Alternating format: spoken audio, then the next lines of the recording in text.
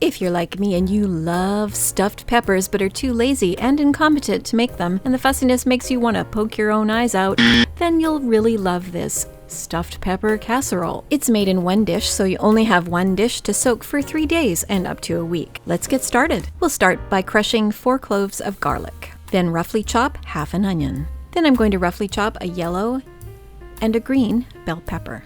Grab a skillet that's oven safe and has a lid. Over medium-high heat, add a glug of olive oil. And when that's hot, add a pound of ground beef. You could use ground turkey or chicken, but do you think I could find any? No, and if anyone can explain that to me, I might pretend to listen. Smash that beef like it's traditional gender roles imposed by the patriarchy, and once that's crumbled, add the onions, garlic, and bell peppers. Cook that, stirring constantly until peppers and onions have softened. About 5 to 7 minutes, or about the time it takes to start and abandon 2 to 3 new hobbies. You're looking for the beef to be a little browned and all the excess moisture has cooked away. Now we'll add the rest of the ingredients. First, a can of diced tomatoes and peppers, also known as rotel. A can of crushed tomatoes, or any other tomatoes you have. This is about 2 cups. 1 cup of chicken stock. 3 tablespoons of taco seasoning. I've linked the recipe in the description if you want to make your own. 1½ cups of long grain white rice.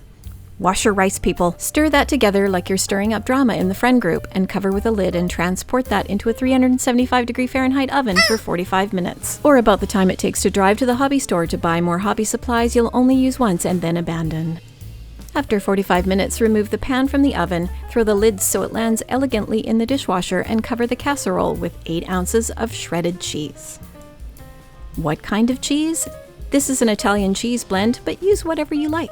Use the power of your hands and some oven mitts to return the pan to the oven for an additional 15 minutes so that the cheese is melty and bubbly and brownied. Doesn't that look good? And it smells so delicious. Let's dig in. Depending on the tomatoes you used, this might look a little saucier, kind of like I do when I wear something other than pajamas. If you like this video, please give me a like and subscribe so people will like me. These are my favorite one-pan meals, if you'd like to try one of these. Once again, thanks for watching, and we'll see you in the next video.